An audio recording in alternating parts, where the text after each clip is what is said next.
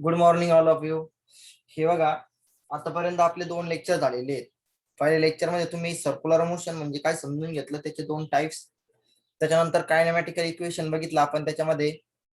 त्याच्यानंतर फ्रिक्वेन्सी, त्याच्यानंतर time period, expression for velocity on unbanked road, then expression for velocity on in a wheel of a death. ह्याशी बहुतेक point आपण बघितलेले सुरुवातीचे आणि काय बेसिक घेतलं. आता बघा मुलांनो, आज जो आपण नवीन पॉइंट बघणार आहे सेंट्रिपिटल फोर्स आणि सेंट्रिफ्युगल फोर्स. बोर्ड पेपर साठी हा पॉइंट खूप महत्वाचा आहे. याच्यावरती क्वेश्चन असं विचारला जातो बघा, distinguish between centripetal force and centrifugal force, किंवा 2 मार्क्स साठी एक्सप्लेन ला विचारलं जातं, एक्सप्लेन सेंट्रिपिटल फोर्स किंवा एक्सप्लेन सेंट्रिफ्युगल फोर्स. असे 3 प्रकारचे प्रश्न याच्यावरती विचारले जाऊ शकतात.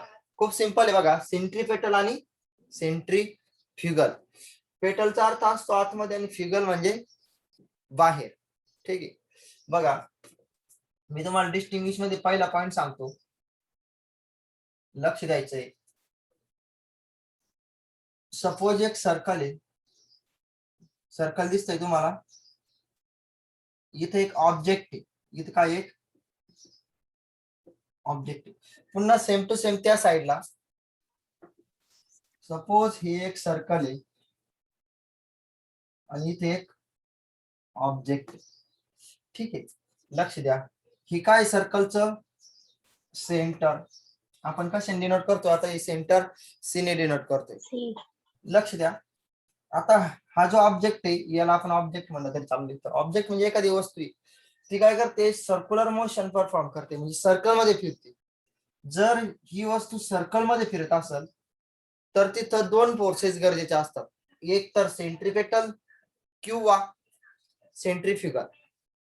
ठीक आहे, आता होतं काय माहिती का, आता ही तर काय आपल्या सर्कलची रेडियस आहे, याला आपण आर वेक्टर मानू, रेडियस वेक्टर मानू. ही पण काय आपल्या सर्कलची रेडियस. हे बघा, आता इथं जो फोर्स ऍक्ट होतोय ना, इथं हा सेंटरच्या दिशेने ऍक्ट होतो. कशामध्ये, सेंट्रिपेटल म्हणजे सेंटरकडे. इथं जो फोर्स ऍक्ट होतो सेंट्रिपेटल फोर्स ऍक्ट होतो या ऑब्जेक्ट वरती, आणि तो कुठं असतो, सेंटरच्या दिशेने, त्याला सेंट्रिपेटल फोर्स म्हणतो आपण. आणि या ऑब्जेक्ट वरती जर समजा centrifugal force CFF centrifugal force, आणि तो बाहेरच्या दिशेने असेल म्हणजे सेंटर पासून दूरच्या दिशेने असेल तर त्याला सेंट्रिफ्युगल फोर्स असं म्हणायचं. हे बघा, होतं काय की समजा इथे एखादा व्यक्ती आहे, मी तुम्हाला पहिलेच सांगितलं, हा अशा पद्धतीने अँटी क्लॉकवाईज डायरेक्शन फिरतोय समजा. ठीक आहे, हा पण अँटी क्लॉकवाईज डायरेक्शन फिरतोय समजा. लक्ष द्या. तर हा जर सेंटरच्या दिशेने फोर्स ऍक्ट करत असेल किंवा याला एखाद्या सेंटर मध्ये काहीतरी आहे ते अट्रॅक्ट करत असेल तर त्याला सेंट्रिपेटल फोर्स म्हणायचं. आणि इथं जर समजा सेंटर पासून दूर ऍक्ट होत असेल फोर्स तर सेंट्रिफ्युगल म्हणायचं. एक्झाम्पल मध्ये तुम्हाला क्लिअरली कळाल पुढे चालून की नेमकं याचं एक्झाम्पल काय आहे. हे बघा, सपोज इथं काय आहे, पृथ्वी आहे, इथे काय आहे, पृथ्वी समजा, आणि इथे काय आहे, चंद्र आहे. हे बघा, चंद्र कोणाभोवती फिरतो, पृथ्वीभोवती फिरतो. Moon revolve around the earth. आता चंद्र पृथ्वीभोवती का बरं फिरतो, कारण की पृथ्वीमध्ये काय प्रेझेंट आहे, जी म्हणजे ग्रॅव्हिटेशनल फोर्स. त्यामुळे काय होतं की चंद्राला ही पृथ्वी अट्रॅक्ट करते, आणि प्रत्येक प्लॅनेटला स्वतःची गती, एवढं लक्षात ठेवा, स्वतःची विशिष्ट अशी गती आहे. या गतीने चंद्र पुढे जायचा प्रयत्न करतो, पण चंद्राला पृथ्वी काय करते, अट्रॅक्ट करते. त्याच्यामुळे तो पृथ्वीच्या बाजूला असा गोल गोल गोल गोल फिरतो. समजा फुगडी खेळताय 2 व्यक्ती, फुगडी तर माहित असेल, समजा हा एक व्यक्ती आणि हा दुसरा व्यक्ती आहे. ठीक आहे, फुगडी खेळू राहिले अशी गोल. तर होतं काय, हा सपोज अर्थमॅन पकडला आपण, अर्थमॅन आहे आणि हा मून मॅन आहे, याचं नाव मून आहे समजा. ठीक आहे, हा आतमधला व्यक्ती काय करतो की याला ओढून धरतो, आतला व्यक्ती, म्हणजे फोर्स कोणत्या दिशेने ऍक्ट होतो, इथं सेंटरच्या दिशेने. आणि हा काय करतो, स्वतः फिरण्याचा प्रयत्न करतो, म्हणजे या स्वतःची लिनियर व्हेलॉसिटी असते, पण हा याला ओढतोय ना आतलं त्यामुळे हे काय परफॉर्म करतं सर्क्युलर मोशन. आणि इथं कोणत्या दिशेने फोर्स ऍक्ट होतो सेंटरच्या दिशेने. तसंच पृथ्वी आणि चंद्राच्या बाबतीत होतं.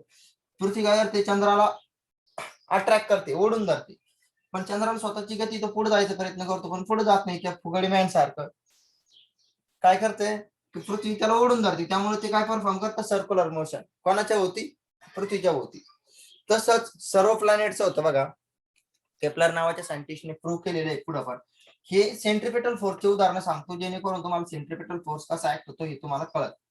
आता इथं जो ग्रॅव्हिटेशनल फोर्सचा विषय होता, आता इथं समजा सूर्य आहे आणि इथं अदर प्लॅनेट कोणता पण प्लॅनेट घ्या, ए टू झेड म्हणजे सर्वच प्लॅनेट सूर्यावरती फिरतात. एक प्लॅनेट आहे नाव देत नाही मी, सर्वच प्लॅनेट आहेत हे बघा. यांना काय स्वतःची अशी गती आहे ते सरळ जायचा प्रयत्न करतात, पण सूर्यामध्ये खूप जास्त प्रमाणात ग्रॅव्हिटेशनल फोर्स होतं. काय माहिती का, यांना सूर्य ओढून धरतो.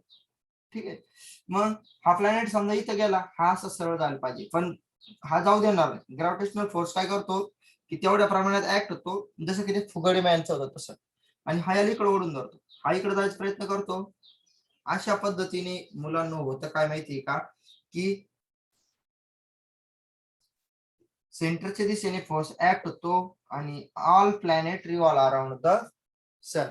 सर्वच प्लॅनेट कोणावरती फिरतात सूर्यावरती फिरतात. आता इथं फोर्स कोणत्या दिशेने ऍक्ट झाला मुलांना सेंटरच्या दिशेने ऍक्ट झाला. सूर्य आपला सेंटर आहे आता इथं, म्हणजे हा कोणता फोर्स आहे सेंट्रिपेटल फोर्स. आणि हा रिअल फोर्स आहे. रिअल म्हणजे काय की हा जो सूर्य आहे ना इथं ऑलरेडी प्रेझेंट आहे, हा याला ओढतोय आणि याच्यामध्ये ग्रॅव्हिटेशनल फोर्स आहे. या ग्रॅव्हिटेशनल फोर्समुळे हे प्लॅनेट इकडे ओढल्या जाते, म्हणून हा फोर्स कसा आहे रिअल फोर्स आहे. आणि ते म्हणणार सर एखादी टू व्हीलर आहे अशी गोल गोल गोल गोल फिरते तर ते सेंटरच्या दिशेने फोर्स ऍक्ट करते, तर तिथं कोणता फोर्स ऍक्ट होतो तिथं फ्रिक्शनल फोर्स ऍक्ट होतो. त्या फ्रिक्शनल फोर्समुळे काय होतं की ते सेंटरच्या दिशेने ऍक्ट होतं फोर्स. ओके, आता बघा सेंट्रिफ्युगल फोर्स म्हणजे काय. सेंट्रिफ्युगल फोर्स म्हणजे काय की सेंटर पासून दूर ऍक्ट होतो. लक्ष द्या, सपोज इथे एक सेंटर आहे ना असा रोड आहे आपला, सर्क्युलर मोशन आहे समजा. ठीक आहे, अशा पद्धतीने बस चाललेली आहे. ठीक आहे, ही बस आहे समजा अशी चाललेली आहे. तर होतं काय की जेव्हा असा टर्न येणार आहे समजा, हा टर्न कोणत्या दिशेने अँटी क्लॉकवाईज डायरेक्शन आहे आणि टर्न हा ही राईट साइड आहे आणि ही लेफ्ट साइड आहे. जर ही लेफ्ट साइड आहे असं पकडा आणि ही कोणती साइड आहे आपली राईट साइड आहे. आता बस कोणत्या दिशेने टर्न घेते लेफ्ट साइड का. तर याच्यामध्ये जे पॅसेंजर असतात ना बसमध्ये ते कोणत्या दिशेने फेकले जातात पॅसेंजर. पॅसेंजर म्हणजे प्रवासी, पॅसेंजर कोणत्या दिशेने फेकले जातात राईट साइडला. आता बस लेफ्टला चालली पण पॅसेंजर कोणत्या दिशेने फेकले जातात म्हणजे त्यांच्यावरती एक असा फोर्स ऍक्ट होतो की जो काय करतो त्यांना सेंटर पासून दूरच्या दिशेने फेकले जातात. ठीक आहे, तर त्याला काय म्हणतात सेंट्रिफ्युगल फोर्स. काय हॅलो बोला. तर यामध्ये जेव्हा बस लेफ्ट कट टर्न घेणार त्यावेळेस पॅसेंजर राईट कडे फेकले जातात म्हणजे सेंटर पासून दूर फेकले जातात.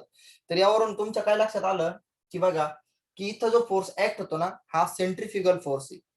पण आता मला सांगा इथं असं कोणता फोर्स आहे की त्या पॅसेंजरला सेंटर पासून दूर फेकतोय, माहिती नाहीये.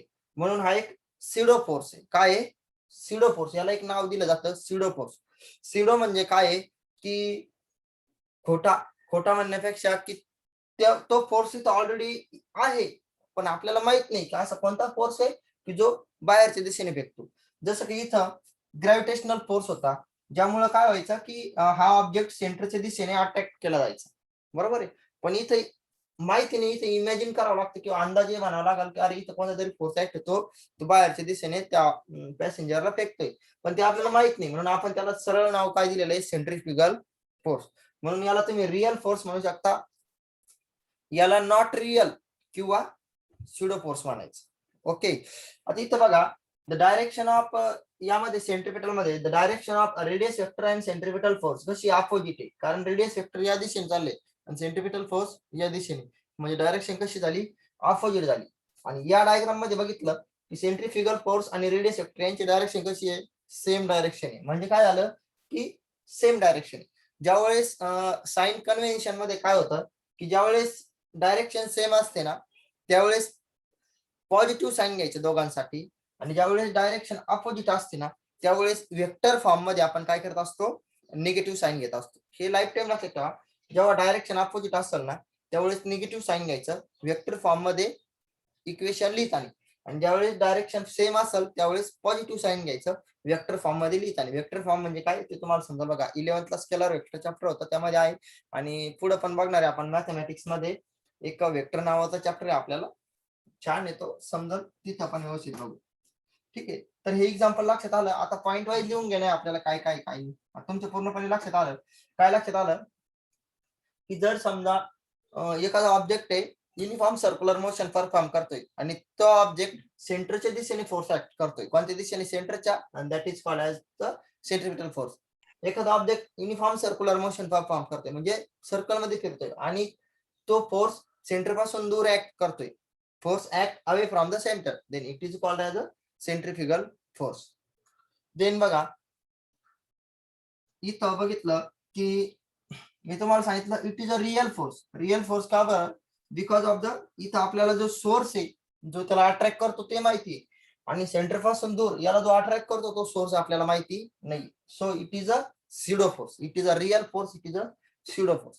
देन बघा the direction of centripetal force and radius vector is opposite, and direction of centripetal force radius vector is same. Okay, म्हणून याच्यामध्ये तुम्ही ज्यावेळेस फॉर्म्युला लिहिणार वेक्टर फॉर्म मध्ये फॉर्म्युला लिहिताना इथं निगेटिव्ह साइन घ्यायचं आणि इथं पॉझिटिव्ह साइन घ्यायचं. ओके, याच्यामध्ये आतमध्ये जी फ्रेम आहे किंवा सेंटर आहे हे रेफरन्स म्हणून वापरतो आपण, inertial frame as a reference, आणि इथं इनर सेल फ्रेम जी आतली ही not a reference, inertial frame not use as a reference. ठीक आहे, तर अशा पद्धतीने हा पॉइंट काय झालेला आहे आपला कव्हर झालेला आहे. बघा फक्त पॉइंट वाईज लिहून घेणं, याची डेफिनेशन पण कव्हर होती. 2 मार्क्सला जर विचारलं, आणि एक्झाम्पल पण मी तुम्हाला सांगितलं motion of a planet around the sun, आणि याचं काय लिहू शकतो तुम्ही, when bus take a turn towards left then passenger get pull towards left, फेकले जातात बाहेरच्या दिशेने. पुश म्हणलं तरी चालेल, ढकलले जातात, किंवा पुल म्हणजे ओढले जातात. ठीक आहे, याची डेफिनेशन लिहून घेणे. याला नाव द्यायचंय तुम्ही डायग्राम, याला पण काय म्हणणार तुम्ही 1 नंबर देऊन डायग्राम. ठीक आहे, वरती लिहिलं तरी चाललं असतं. बघा डेफिनेशन, इथं जो दुसरा पॉइंट आहे हा पण आपण काय घेणार आहे डेफिनेशन. डिस्टिंग्विश असो किंवा तुम्हाला एक्सप्लेनला असो, शक्यतो डेफिनेशन सुरुवातीला लिहायला पाहिजे, पण डायग्राम मधून समजून सांगितल्यामुळे 1 नंबर डायग्राम लिहिली आपण. डेफिनेशन वरती लिहिली तरी चालती, कोणता पण पॉइंट लिहित आणि डेफिनेशन सुरुवातीला लिहायचं, S I unit, CGS unit आणि डायमेन्शन ऍट द लास्ट लिहायचं, आणि मध्ये जे बी डायग्राम त्याचं एक्सप्लेनेशन असेल ते मध्ये लिहून घ्यायचं. ठीक आहे, डेफिनेशन काय आहे हे बघा, the force directed towards center of circle, the force directed towards center of circle is called as centripetal force. थोडंसं शॉर्टकट लिहितो, आणि इथं काय लिहिणार, the force directed, डायरेक्ट म्हणजे त्या दिशेने जाणे, the force directed away म्हणजे दूर जाणे, away from center of circle is called as म्हणजे यालाच म्हणतात is called as centrifugal force. 3 number बघा, आता इथं जे बघितलंय हा फोर्स कसा आहे, इट इज रिअल फोर्स. हा फोर्स कसा एक रिअल फोर्स, याच्यामध्ये सोर्स माहित असतो जो की आतमध्ये अट्रॅक्ट करतो त्या ऑब्जेक्टला, आणि इथे काय इट इज, इट म्हणजे हा किंवा तो, it is pseudo force. Pseudo फोर्सची स्पेलिंग व्यवस्थित बघून घ्या, हा जो पी आहे ना हा इथं सायलेंट आहे, it is a P pseudo किंवा स्युडो म्हणायचं, पी सायलेन्स. देन बघा the direction of radius vector and centripetal force is कशी याच्यामध्ये अपोजिट आणि याच्यामध्ये कशी येईल सेम येणार the direction of radius vector शब्दात लिहिलं तरी चालेल radius vector and centrifugal force is same opposite आणि सेम. नंतर बघा याच्यामध्ये जे आहे ना इनर शेल फ्रेम जी आहे ही ऍज काय असणार आहे रेफरन्स.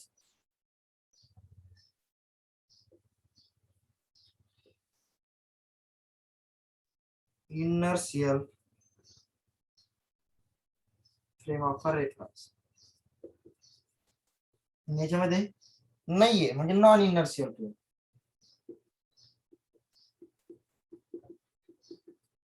नॉन इनर शेल म्हणजे बाहेरची non inertial frame of reference.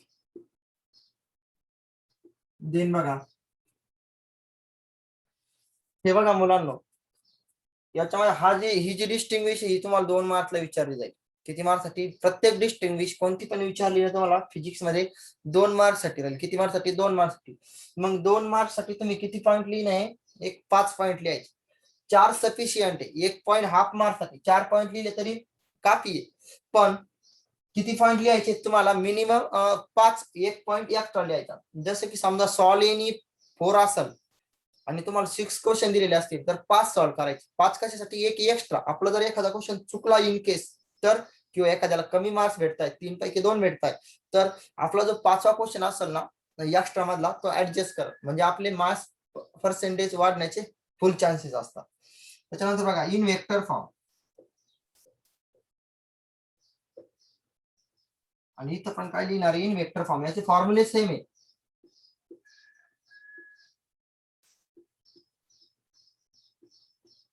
जर इन केस तुम्हाला एखादा पॉईंट नाही आठवला तर सेम पॉईंट जे असतात नाही सेम पॉईंट तो एक लास्टला लिहायचा. सेम पॉईंट म्हणजे कसं याचे साइन युनिट सेम असणार आहे सीजेस युनिट डायमेन्शन सेम असणार आहे किंवा याचे फॉर्म्युले सेम असणार आहे.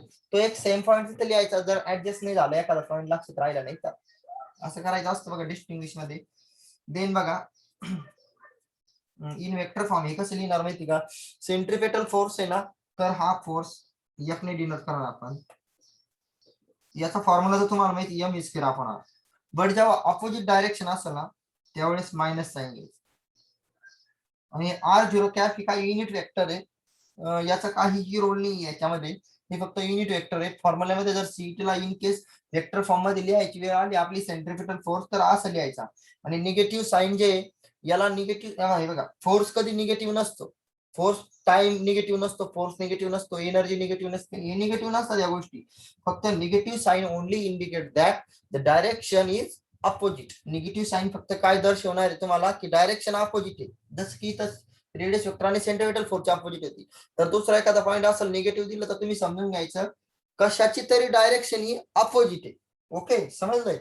म्हणजे त्या फॉर्म्युल्यामध्ये इथं आर आणि एफ यांची डायरेक्शन अपोजिट आहे. Opposite direction means take a negative sign. Negative sign only indicate ते इंडिकेट करतं but the force is not negative. Force कधी निगेटिव्ह नसतो. मी जर तुम्हाला म्हणलो की निगेटिव्ह फोर्स अप्लाय करा एखाद्या ऑब्जेक्ट वरती तर ते पॉसिबल नाहीये. वेक्टर फॉर्म इथं प्लस लिहितो म्हणजे तुम्हाला कळल आणि कोणत्या पण फॉर्म्युल्या समोर काही लिहिलं नाही याचा अर्थ प्लस असतो पण आपण लिहित नाही. M square upon r r0 cap. Cap म्हणजे काय r0 कॅप म्हणजे युनिट वेक्टर काय ते युनिट वेक्टर आहे. ठीक आहे ते फक्त फॉर्म्युल्यामध्ये ऍड करा वेक्टर फॉर्म मध्ये. फॉर्म्युल्यामध्ये ते r0 कॅप युनिट वेक्टर येणार नाही. ओके तर अशा पद्धतीने तुम्ही 6 पॉईंट लिहायचे आहेत. कळालेत का. हॅलो बोला ऐश्वर्या हर्षिन प्रतीक्षा रोहिणी शेख अखिलेश बोला लक्षात आलंय तुमच्या. हॅलो हो सर. ओके ठीक आहे. हो आलं सर लक्षात. Okay very good. बघा अशा पद्धतीने किती पॉईंट लिहायचे तुम्हाला 4 पॉईंट लिहायचे आहे. आणि तुम्हाला जर असं वाटलंय की 5 लिहायचे तर 5 लिहा बट मी असं रेफर करेल की तुम्ही 5 पॉईंट लिहायचे.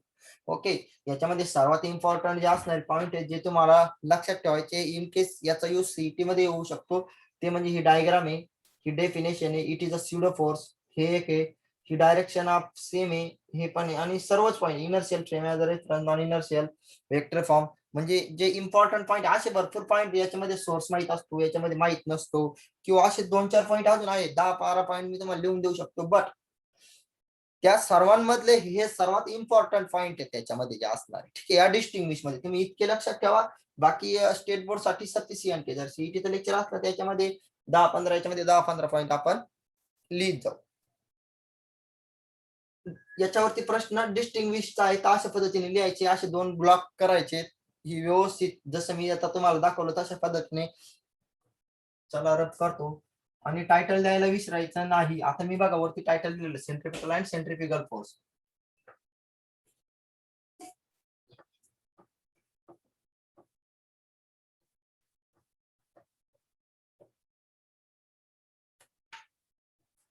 हे बघा, नेक्स्ट जो पॉइंट आहे ना आपला, खूप सिंपल पॉइंट आहे बघा.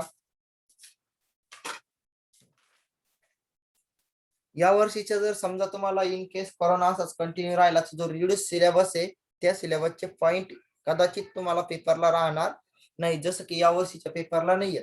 अजून तसं काही सांगितलेलं नाहीये, पण मला तर असं वाटतं की जर समजा ऑनलाईन लेक्चर राहिले तर मागच्या वर्षी जसं होतं ना, म्हणजे मागच्या वर्षी आणण्यापेक्षा यांना जुन्या बॅचचं जसं होतं ना तसंच तुम्हाला राहू शकतं. ओके, हे बघा, अँगल ऑफ बँकिंग हा जो क्वेश्चन आहे बहुतेक वेळेस विचारला जातो, मोस्ट आयएमपी क्वेश्चन आहे हा. बघा, मोस्ट आयएमपी करायला व्हेरी आयएमपी. हे बघा, आपल्याला काय विचारलं जातं याच्यामध्ये question, derive expression for angle of banking. मी तुम्हाला अँगल कशाने डिनोट करायला सांगितलं होतं, थिटाने. Derive expression for angle of banking कंसात लिहून घ्या थिटा. हा असा थिटा आहे बघा, थिटा. आता बघा, अँगल ऑफ बँकिंग किंवा अँगल ऑफ बँकिंग जे आहे ना, हे बँकड रोड मध्ये होतं. हे कुठे होतं, बँकड रोड मध्ये अँगल असतो. कारण काय होतं की त्याची जी आउटर एज आहे, इनर एज म्हणजे आतल्या बाजूपेक्षा थोडीशी उंच असते. आउटर एज बाहेरची साईड फुगलेली असते, आतली साईड आतमध्ये असते. घाटाचा रस्ता तुम्ही जर बघितला असेल तर तो अशा पद्धतीनं एका साईडने बँकड असतो, म्हणजे उंच असतो, तर त्याला बँक रोड म्हणला. तर आपण त्या दिवशी कन्सेप्ट पण बघितली ती. आणि अँगल ऑफ बँकिंग म्हणजे काय, तर थिटा आहे, हे तुम्हाला शोधायचंय. आणि बघा, याच्यामध्ये अजून एक प्रश्न असतो. हे बघा, जर समजा बँक रोड असेल अशा पद्धतीने, तर व्हेलॉसिटी थोडीशी वाढू शकता तुम्ही, म्हणजे ज्या नॉर्मल रोडपेक्षा, नॉर्मल रोडच्या टर्न पेक्षा. तिथं काय होतं माहिती का, त्याच्यासाठीच रोड बँक केलेला असतो, जेणेकरून काय होईल की व्हेकलचा स्पीड वाढू शकतो थोडासा आणि ऍक्सिडेंट होणार नाही. तर बघा, याच्यामध्ये तुम्हाला व्हेलॉसिटी पण शोधायची असते. Find the minimum velocity with which vehicle can be move on a bank road. अशी कमीत कमी व्हेलॉसिटी शोधा ज्या व्हेलॉसिटीने त्या बँक रोड वरती आपण गाडी चालवू शकतो. तर तिथं लिहिलेलं असतं बघा, बँक रोड असेल तर पुढे वळणाचा रस्ता आहे मराठीमध्ये, किंवा driver car with 40 kilometre per hour, 40 किलोमीटरच्या स्पीडने गाडी चालवा. कार किंवा अदर काय असेल, टू व्हीलर, फोर व्हीलर. तर अँगल ऑफ बँकिंग शोधणार, आणि दुसरं जे गोल आहे आपलं ते काय शोधणार आहे आपण याच्यामध्ये, व्हेलॉसिटी. काय शोधणार आहे,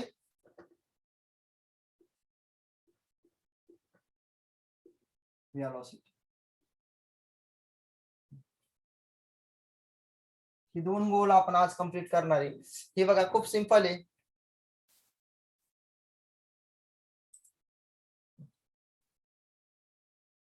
लक्ष द्या, खूप सिंपल आहे हा पॉइंट. याच्यामध्ये बघा, समजा अशा पद्धतीचा रोड आहे, जस्ट इमॅजिन करा. ठीक आहे, मी तुम्हाला दाखवतो म्हणजे तुम्हाला कळेल डायग्राम. रोड जो आहे ना, हा असा रोड नाही. रोड जो आहे हा रोड आपला अशा पद्धतीचा रोड आहे, dot dot dot dot line दाखवलं. ठीक आहे, आणि याची जी बाहेरची बाजू आहे ना मुलांना, ही बघा, ही जी बाहेरची बाजू आहे ना, ही अशा पद्धतीने काय असती की फुगलेली असते. म्हणजे अचानक मिळाला नाही हा रोड, पण कमी होईल. ही जी बाहेरची बाजू आहे अशी फुगलेली असते, म्हणजे याच्यामध्ये भरती टाकून या रोडची उंची वाढवलेली असते एका साईडने, आणि एका साईडने कमी असते. घाटाच्या रस्त्यामध्ये अशा पद्धतीने होतं बघा. आता बघा, आता इथं ही व्हेकल आहे,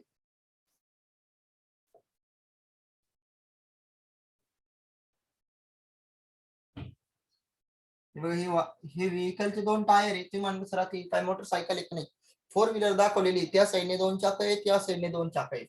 बघा आता इथे या व्हेकलचं सेंटर पकडलं आपण, तर इथं होतं काय की वेट ऑलवेज ऍक्ट टुवर्ड्स अर्थ किंवा डाऊनवर्ड डायरेक्शन, एमजी ने म्हणजे फॉर्म्युला आहे वेटचा. वेट हा डाऊनवर्ड डायरेक्शन ऍक्ट होतो. त्यानंतर बघा याच्या विरुद्ध एक फोर्स ऍक्ट होईल, तो आपण लिहू. आता मी तुम्हाला त्या दिवशी सांगितलं की नॉर्मल जी असती, नॉर्मल ही ऑलवेज काय असती, समजा अशा पद्धतीचा रोड होता आपला, त्यावेळेस नॉर्मल अशी होती बघा, म्हणजे या व्हेकलला किंवा रोडला परपेंडिक्युलर होती. देन अशी डायग्राम ड्रॉ केली आपण आणि इथं अशी व्हेकल दाखवली होती, बरोबर आहे. आणि नॉर्मल काय म्हणलो तुम्ही, अशा पद्धतीने ही नॉर्मल राहील. म्हणजे या व्हेकलला किंवा या रोडच्या सरफेसला आपण ती नॉर्मल परपेंडिक्युलर ड्रॉ करतोय. हा रोड असा आहे, मग असा आहे ना, असा टर्न आहे, तर नॉर्मल अशी राहील, वर नाही राहणार, नॉर्मल अशी तिरकी राहील. ठीक आहे, अशा पद्धतीने ही काय राहील, नॉर्मल राहील. ठीक आहे. आणि आपल्या याचं सेंटर जे आहे, असा अंदाजे इथं कुठंतरी आपलं काय राहणार, इथं सेंटर राहणार. ठीक आहे. आता तुम्हाला इतकं तर नॉमिनल माहिती आहे की सेंटरच्या दिशेने, आता समजा असं ड्रॉ करून घेतो. ठीक आहे, सेंटरच्या दिशेने जो फोर्स ऍक्ट होतो त्याला आपण काय म्हणतो, centripetal force. Very good. Then बघा आता ही जी नॉर्मल आहे ना, याचं काय करायचं, मेकॅनिक्स मध्ये काय शिकवलं जातं बघा, ही जी नॉर्मल आहे ना, आता ही इन्क्लाइंड आहे, म्हणजे इथं जो अँगल आहे हा थिटा आहे. इन्क्लाइंड म्हणजे काय, तिरपी आहे. इथं पण जो अँगल हा काय आहे, थिटा आहे. होतं काय माहिती का याच्यामध्ये, आता इन्क्लाइंड असलं की याला रिझॉल्व करायचं. काय करायचं, रिझॉल्व करणे म्हणजे काय की याला व्हर्टिकल फोर्स आणि अशा पद्धतीने पुन्हा इकडे जे दिसतंय होरिझॉन्टल फोर्स, व्हर्टिकल आणि होरिझॉन्टल फोर्स मध्ये रिझॉल्व करायचं. मग इथं तुम्ही लिहिणे एन आणि अँगल लिहायचा कॉस थिटा नॉर्मल, आणि इथं पण एक अँगल बनवतो एन आणि काय साइन थिटा. इथं जर चेक केलं एन साइन थिटा आणि सेंट्रिपिटल फोर्स यांची डायरेक्शन सेम आहे, आणि सेंट्रिपिटल फोर्स हा सफिशियंट आहे एकटाच सर्क्युलर मोशन परफॉर्म करण्यासाठी. आणि तो कोण प्रोव्हाइड करतोय, याच्यावरती जेवढे फोर्सेस दिसतात ना होरिझॉन्टल लाईन वरती ते, आणि ते फोर्सेस कोणते, एन साइन थिटा. आणि वेट एमजी जे एमजी हे कोण बॅलन्स करतं, त्याच्या अपोजिट फोर्स कोण आहे, त्याच्या opposite force n cos theta. तुम्हाला फक्त इतकंच लिहायचं आहे, लक्षात ठेवायचं आहे main point, mg is always directed towards earth, आणि n with normal and directed perpendicular to the road. Perpendicular road म्हणून ती इन्क्लाइंड आली. इन्क्लाइंड आल्यानंतर आपण त्याला रिझॉल्व करतो, एन कॉस थिटा व्हर्टिकल आणि एन साइन थिटा होरिझॉन्टल, आणि N sin theta towards centre आहे. आणि वी नो टुवर्ड सेंटर जो फोर्स ऍक्ट होतो तो असतो सेंट्रिपेटल फोर्स. समजलं. आता बघा हा जो थिटा आहे, theta with the angle of banking. ठीक आहे, बँक रोडचा अँगल आहे. आता होतं काय माहिती का, पुस्तकामध्ये अशा पद्धतीचा रोड दाखवलेला नाहीये, तर आपण पण याला रफ करू. बट इन ऍक्च्युअल अशा पद्धतीची ती डायग्राम आहे. ठीक आहे, हे बघा ही जॉईन करून घेऊ.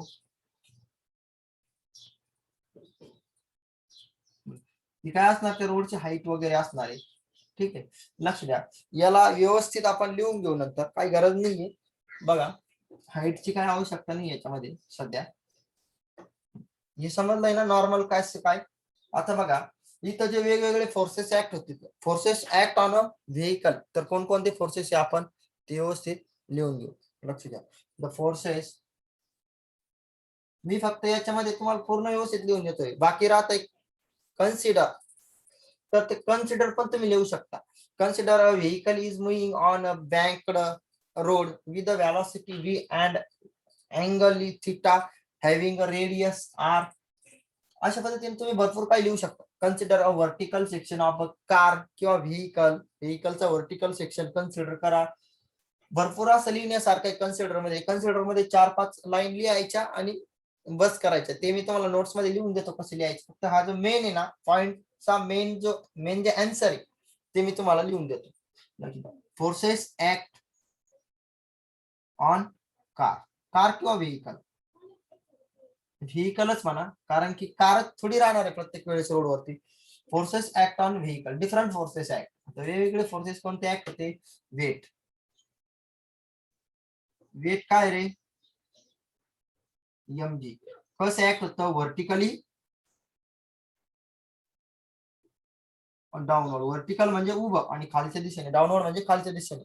ओके, देन बघा नेक्स्ट वेट झालं n नॉर्मल.